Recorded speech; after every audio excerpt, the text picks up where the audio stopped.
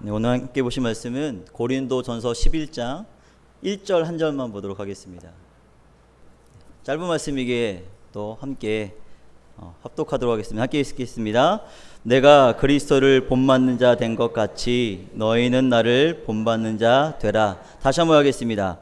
내가 그리스도를 본받는 자 된 것 같이 너희는 나를 본받는 자 되라. 아멘. 할렐루야.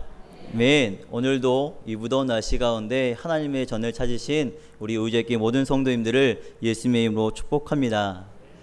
담임 목사님께서 휴가 중이십니다. 그래서 수요예배는 담임 목사님께서 항상 말씀을 전하시는 어떻게 보면 고정되어 있는 자리인데, 유만영 목사님도 휴가셔서 제가 삐집고 들어와서 오늘 말씀을 전하는 은혜가 있는 것 같습니다. 오늘도 피차 간에 서로 간에 은혜가 되어기를 간절히 소망합니다. 신경 긴장에서 해방이라는 책을 쓴 데이비 핑크라고 하는 박사가 있습니다. 그 신경정신과 박사가 코로네시라고 하는 잡지에 긴장을 극복하는 방법이라는 칼럼을 실은 적이 있다고 하는데요. 내과 전문가인 핑크 박사는 긴장과 관련된 문제를 수많은 환자를 가지고 충분한 진료 끝에 만여 차례의 사례를 모아서 조사하고 분석한 결과로 정신적 또 감정적 긴장의 원인은 사실 같은 문제에서 찾아오며 그 문제만 해결하면 긴장은 곧 해결된다는 사실을 알게 되었다고 합니다. 핑크 박사가 조사한 사례에서 긴장으로 인한 문제를 가진 사람과 그렇지 않은 사람의 유일한 차이는 바로 주변을 바라보는 시각이라고 이야기합니다.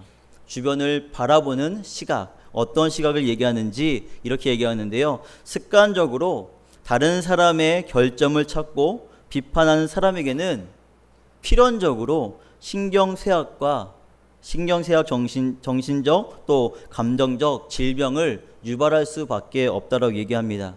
반면에 긴장으로부터 자유로운 사람은 타인의 결점이나 약점을 찾아내는 것에 대해서 별다른 관심이 없다라고 이야기한다는 것이죠. 다른 사람의 단점을 찾기 시작할 때 우리 몸에도 좋지 않은 일이 일어난다라고 이야기합니다. 남의 약점보다는 스스로를 돌아보는 습관을, 남의 단점에 대해서 이야기하기보다는 남의 장점을 세워주는 좋은 습관을 가지시는 우리 의제교회 성도님들 되시면 어떨까 싶습니다. 그래서 제가 전에 교회 담임 목사님 하셨던 인사 말이 너무 좋아서 저희 청년부에도 하는 인사말이 있다라고 몇 번 강단에서 설교할 때 드린 적이 있습니다. 그 인사는 어떤 것이냐면 주의 이름으로 잘 될 것입니다. 더 잘 될 것입니다. 끝없이 잘 될 것입니다 라고 하면서 강조하면서 서로 칭찬하는, 서로 격려하는 인사법인데요. 우리 함께 해보기 원합니다. 쉽습니다. 주의 이름으로 잘 될 것입니다. 더 잘 될 것입니다. 끝없이 잘 될 것입니다인데요. 천천히 좌우를 돌아보시면서 함께 인사하기 원합니다. 함께 인사하겠습니다. 주의 이름으로 잘 될 것입니다. 더 잘 될 것입니다. 끝없이 잘 될 것입니다. 반대로 돌아가면서 하겠습니다. 주의 이름으로 잘 될 것입니다. 더 잘 될 것입니다. 끝없이 잘 될 것입니다. 아멘. 어떠십니까? 당신은 못 될 거야. 더 못 될 거야. 끝없이 못 될 거야 라고 얘기하기보다는 잘 될 거야. 더 잘 될 거야. 끝없이 잘 될 거야 라고 얘기할 때 우리의 얼굴은 어떻습니까? 굉장히 밝아질 수 있습니다. 혹여나 나의 주변에 있는 사람이 잘 될 만한 일을 하지 못하였을 때는 그 축복이 우리에게 돌아옵니다. 믿으십니까? 네. 혹여나 내가 그 사람에 대해서 저주하게 될 때 그 사람이 그 저주에 대한 합당한 삶이 아니라면 그 저주가 나한테 들어오기 때문에 우리는 혹시라도 들어올지 모르는 그 저주가 부메랑이 되어서 나에게 오지 않게 하기 위해서라도 우리는 주변 사람들의 단점을 이야기하고 흉을 보기보다는 장점을 이야기하고 서로 칭찬하는 일에 앞장서야 할 줄로 믿습니다. 고린도전서 11장 1절에 있는 말씀을 가지고 우리의 모델이라고 하는 제목으로 말씀을 나눌까 합니다. 성공적인 인생을 사는 사람들은 대부분이 좋은 롤 모델을 가지고 있다라고 하지요.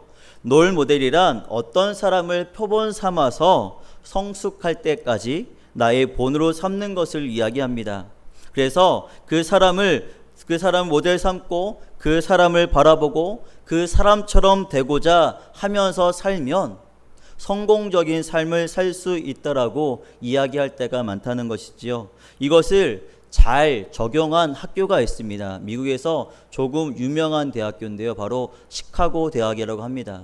동부에 보면 아이비리그라고 해서 8개 대학, 굉장히 잘 나가는 8개 대학을 이야기할 수도 있는데요. 이 중부에 있는 시카고 대학은 아이비리그에 버금가는 굉장히 유명한 대학이 되었다는 것입니다.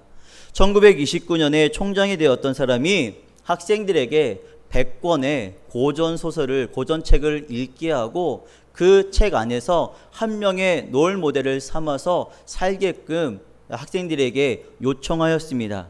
그 결과가 약 100여 년 동안 시카고 대학 출신 중에 85명이 노벨상을 받았다는 것입니다. 미국에서도 굉장히 높은 수치인데요. 하나님께서 주셨던 인생의 삶을 가지고 살아가게끔 하고 또 그 안에서 고전 가운데 자신의 인생의 롤모델을 삼았을 때 많은 사람들 가운데 칭찬받을 만한 그런 노벨상까지 받게 되었다는 것은 쉽지 않은 일입니다. 그렇다면 하나님을 믿고 따르는 우리 그리스도인들은 누구를 롤모델로 삼아야 되겠습니까? 우리의 모델은 누구입니까? 벌써 답을 말씀하시면 안 되는데 성경을 보면 수없이 많은 사람들이 등장하고 있습니다. 충분히 그 어떤 사람을 꼬집어도 우리의 롤모델이 되지 못한다라고 이야기할 수 없을 만큼 훌륭한 성경의 인물들이 있습니다. 죽음을 보지 않고 하나님께 함께 올라갔던 우리 에녹이나 또 믿음의 조상 아브라함, 의로움과 순종의 상징이었던 요셉, 또 이스라엘의 애굽을 출애굽을 도왔던 모세, 여호수아, 다윗, 다니엘, 바울, 요한, 수도 없는 사람들이 성경 가운데 등장합니다. 우리 권사님들, 집사님들 중에 왜 남자만 얘기해? 라고 하면서 기분 나쁘신 분 계십니까? 여자분들도 충분히 많이 있습니다. 한나나 에스더, 드보라, 또 누디아 등등 너무도 많은 사람들이 남녀를 불문하고 성경에 등장하고 있기 때문에 누구를 롤 모델로 삼아도 이상이 없을 것입니다. 그런데 제가 어제 새벽에도 말씀드렸는데요.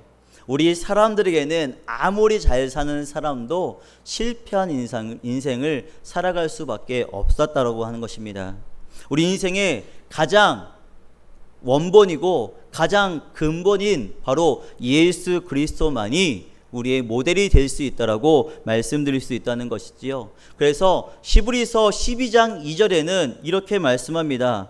믿음의 주요 또 온전케 하시는 이인 예수를 바라보자. 저는 그 앞에 있는 즐거움을 위하여 십자가를 참으사 부끄러움을 개의치 아니하시더니 하나님 보좌 우편에 앉으셨느니라 라고 말씀하고 있다는 것입니다. 살아계신 하나님의 아들이시고 우리의 구주이신 예수님을 모범 삼는 것이 본문의 사도 바울의 고백입니다. 바울이 그토록 위대한 것은 그리스도를 본받았기 때문입니다. 그래서 고린도 교인들에게 내가 그리스도를 본받은 것처럼 당신들도 나를 본받으라고 자신 있게 이야기할 수 있었다는 것이지요. 그렇다면 말씀을 통해 우리는 예수 그리스도의 어떠한 점들을 본받아야 할지 한번 살펴보기 원합니다. 11장 1절에 있는 말씀이 아닌 마태복음 11장 29절에 있는 말씀을 통해서 몇 가지 보기 원하는데요. 첫 번째가 바로 온유함을 본받아야 한다는 것입니다. 마태복음 11장 29절 한번 찾아보시겠습니까?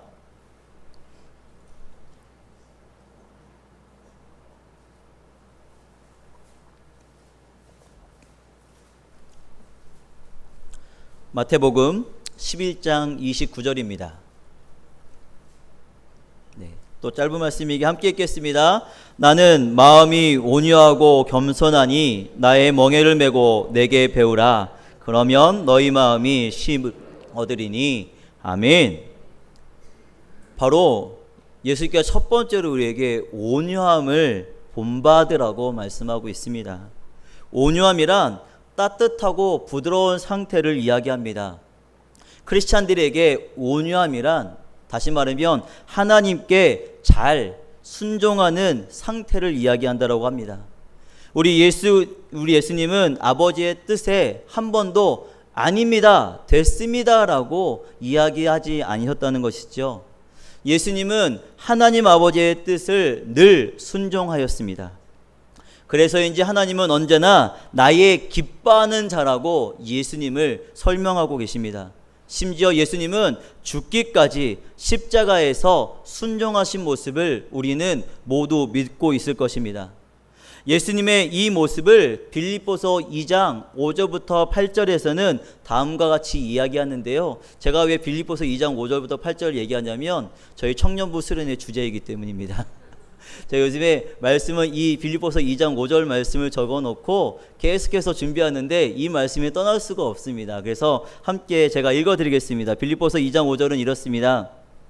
너희 안에 이 마음을 품으라. 곧 그리스도 예수의 마음이니 그는 본체 근본 하나님의 본체시나 하나님과 동등됨을 취할 것으로 여기지 아니하시고 오히려 자기를 비워 종의 형체를 가지사 사람들과 같이 되셨고 사람의 모양으로 나타나사 자기를 낮추시고 죽기까지 복종하셨으니 곧 십자가에 죽으심이라. 아멘.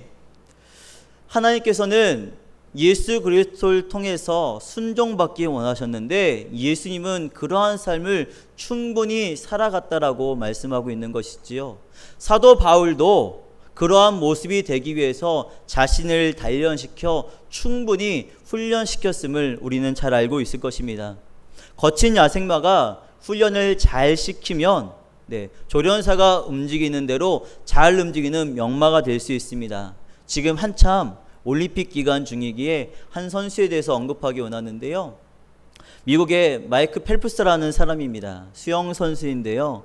그 사람은 어릴 적에 과잉성 행동 증후군이라고 하는 정신적인 질환이 좀 있었습니다. 그래서 그것을 치료하기 위해서 하나에 집중하기 위한 방법을 찾다가 수영을 시작했는데요. 그가 미국 국가대표로서 올림픽에서 따내었던 메달 수가요, 무려 전 세계 206개국 중에도 35위권에 들어갈 만큼 엄청난 양의 메달을 땄다는 것입니다.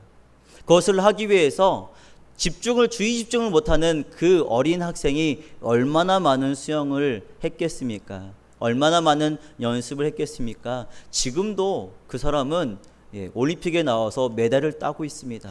그 기록은 계속해서 변화된 것이지요. 멈추지 않는다는 것입니다. 하나님 앞에 살아갈 때 우리는 완성된 존재가 아니기에 우리의 모습 중에 연약한 부분을 계속해서 훈련하여 단련시켜 하나님 보시기에 합당한 사람으로 살아갈 수 있어야 한다라고 이야기하고 있는 것이지요.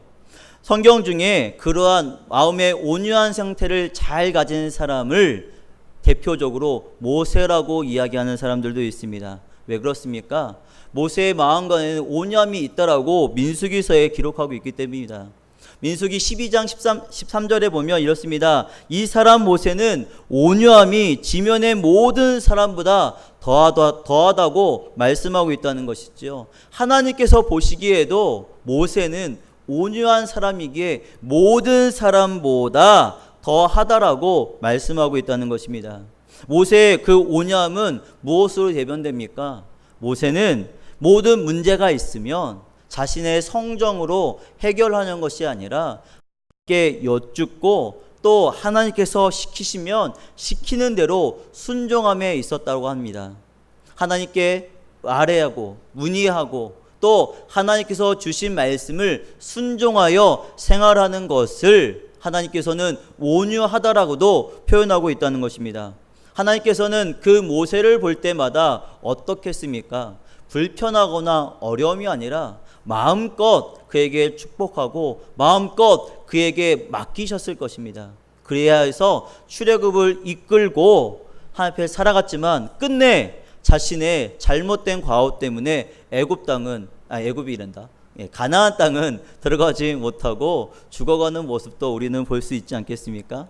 그런데 하나님께서 주시는 말씀 가운데 또 대표적인 인물이 다윗이 있습니다. 하나님의 합한 사람으로서 예수님의 씨에 시작되어 있는 족보 가운데 시작되어 있는 그 다윗 왕 또한 하나님의 주신 마음이 온유한 자였지만 그의 삶 가운데는 늘 어려움이 따라다녔다는 것입니다. 사무엘하 3장 39절에 보면 이렇게 얘기합니다. 내가 기름 부음 받은 왕이 되었으나 오늘날 약하여서 수랴의 아들인 이 사람을 제하기가 너무 어려우니 여호와는 악행한 자에게 그 악한 대로 갚을지로다 하니라 라고 말씀하고 있다는 것이죠.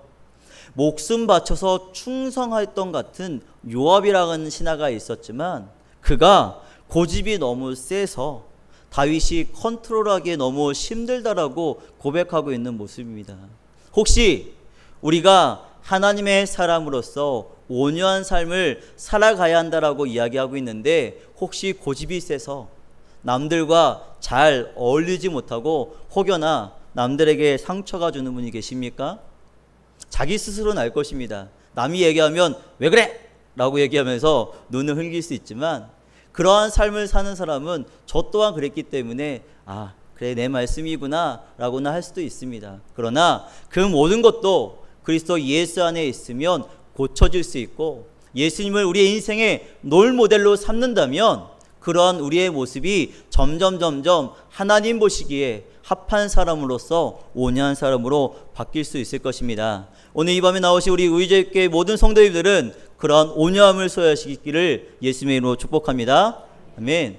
두 번째로 보니까 온유하고 또 다음에 무엇을 바라보라라고 하고 있는 말씀이 있습니다. 다시 한번 마태복음 11장 29절을 함께 읽겠습니다. 함께 읽습니다. 나는 마음이 온유하고 겸손하니 나의 멍에를 메고 내게 배우라. 그리하면 너희 마음이 쉼을 얻으리니.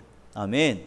온유한 마음뿐만이 아니라 우리에게 겸손한 마음까지도 겸비하라고 배우라고 말씀하고 있지요. 우리가 롤모델을 삼은 예수님은 겸손함을 성육신을 통해서 우리에게 나타내셨습니다. 예수 그리스도는 우리 모두가 인정하고 믿고 있듯이 삼위일체이신 하나님이십니다. 믿으십니까? 그런 하나님께서 하늘 보좌에서 낮고 천한 이 땅에 내려오신 것이지요.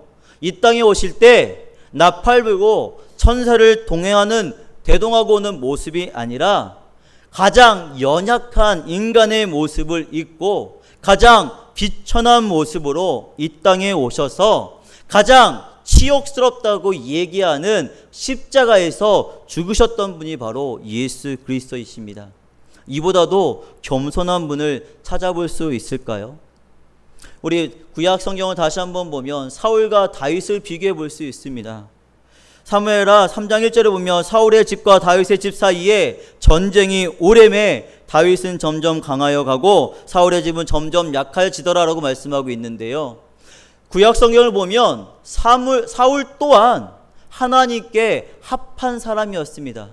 그래서 이스라엘 민족의 첫 번째 왕으로서 기름 부음 받기에 충분하여서 왕으로 세워졌다는 것이죠. 그런데 사울 왕이 어떻습니까? 왕이 되고 나서 몇 번의 전쟁에서 승리하게 되자 자신의 자리가 견고하게 되자 그의 마음 가운데 교만이 싹 떴다는 것입니다. 선지자의 말도 듣지 않고 마음대로 행했습니다. 반면에 다윗은 어떻습니까? 물론 다윗도 실수한 것이 너무도 많이 있습니다. 그러나 사울 왕과 비교되는 점은 다윗은 실수하여 선지자가 지적할 때마다 회개하여 하나님께 돌아오는 겸손함을 겸비한 사람이었다라고 말씀하고 있는 것이지요. 비슷한 삶을 살았지만 결과는 너무 차이가 나는 인생이 되었습니다. 어떠한 삶을 더 쫓아 살아가시겠습니까? 사울과 같은 삶입니까? 아니면 다윗과 같은 삶이겠습니까? 피아니스트 백건우 씨는 좋은 연주자는 두 가지 마음을 가져야 한다고 얘기합니다. 첫 번째는 자신감이고요. 두 번째는 겸손함이라고 얘기합니다. 연주자는 자신감도 있어야 하지만 난 늘 부족하게 연습한다라고 하는 겸손함이 있어야 최선을 다하는 연주자가 될 수 있다는 것이죠. 하나님을 믿고 따르는 우리에게 두 가지 마음이 있어야 할 줄 믿습니다. 바로 하나는 그리스도 예수 안에 있는 그 구분받은 선택받은 하나님 안의 자존감이라는 것입니다. 그러나 또 하나는 바로 예수 그리스도께서 이 땅에서 보여주신 그 겸손함 또한 우리 마음 가운데 품어야 한다라고 이야기하고 있죠. 그러나 고린도서 2장 18절에 보면 그 겸손함도 꾸며낸 겸손함이 있다라고 조심하라고 말씀하고 있습니다. 겸손하지 않으면서 겸손한 채 하는 사람들이 이 땅에 많이 있다는 것이지요. 믿는 사람들도 겸손한 채 하며 살아가다가 결정적인 순간에 그 모습이 악한 모습으로 변화될 수 있음을 조심하라고 경고하고 있는 말씀입니다. 우리가 자기 위치에 맞게 행동하며 또 하나님의 말씀에 따라 충성할 때 그것이 바로 겸손이라고 말씀하고 있습니다. 예수님께서 어떻게 겸손한지 우리는 잘 알고 있습니다. 하나님의 말씀에 온전히 순종함으로 겸손하셨지요. 하나님의 뜻이기에 자기의 뜻을 내려놓고 순종한 모습을 통하여 겸손한 모습을 보이셨다라고 이야기합니다.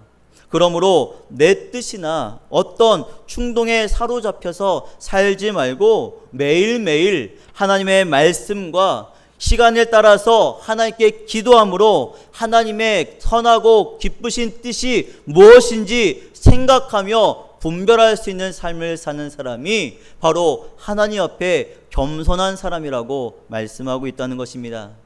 그러한 겸손함을 가지고 예수님을 롤모델 삼아 하나님 보시기에 아름다운 삶을 살아가시는 우리의 성도님 되시기를 예수님의 이름으로 축복합니다. 온유함과 겸손함이 있는 사람은 바로 예수 그리스도의 능력 또한 본받아야 할 줄로 믿습니다. 예수님께서 주셨던 어떤 능력을 우리는 본받아야 할까요? 이 말씀은 요한복음 14장에 있는 말씀을 찾아보기 원하는데요. 요한복음 14장 12절에 있는 말씀 한번 찾아보기 원합니다.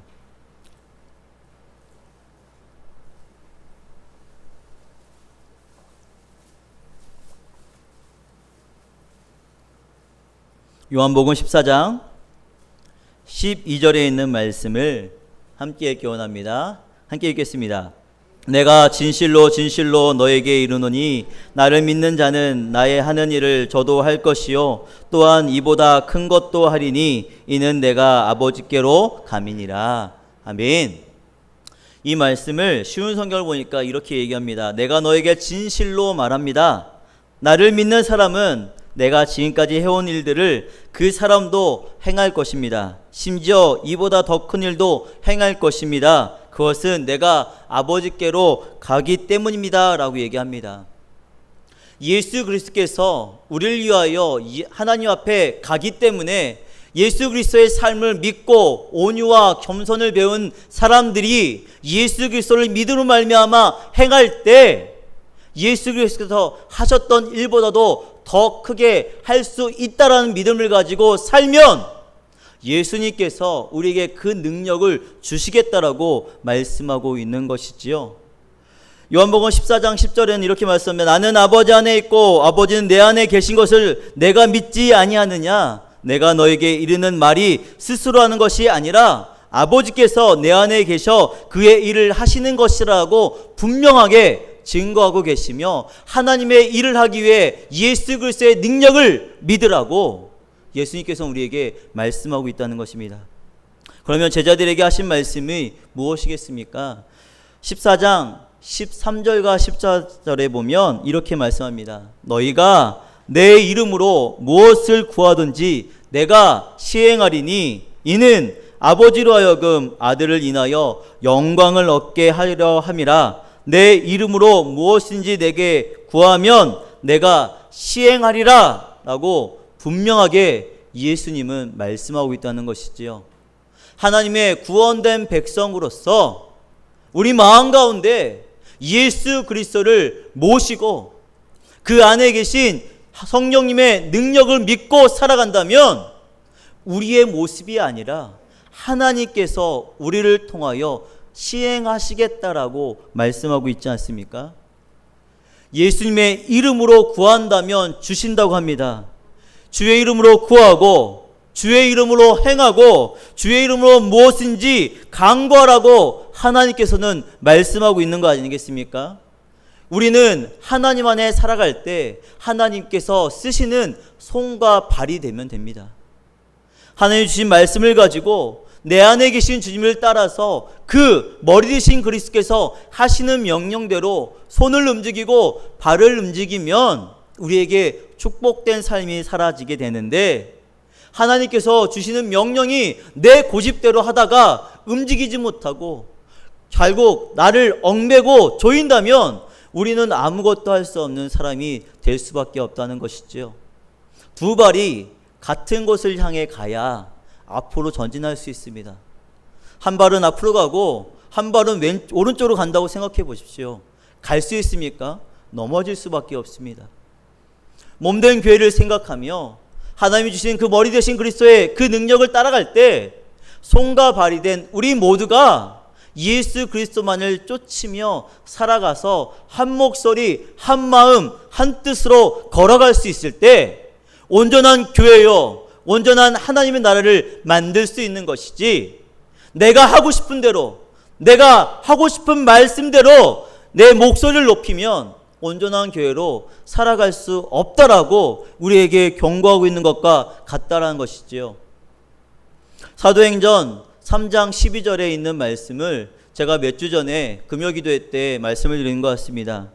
이 말씀이 이렇습니다. 베드로가 이것을 보고 백성에 이르되 이스라엘 사람들아, 이 일을 왜 기이 여기느냐? 우리 개인의 권능과 경건으로 이 사람을 걷게 한 것처럼 왜 우리를 주목하느냐라고 얘기합니다.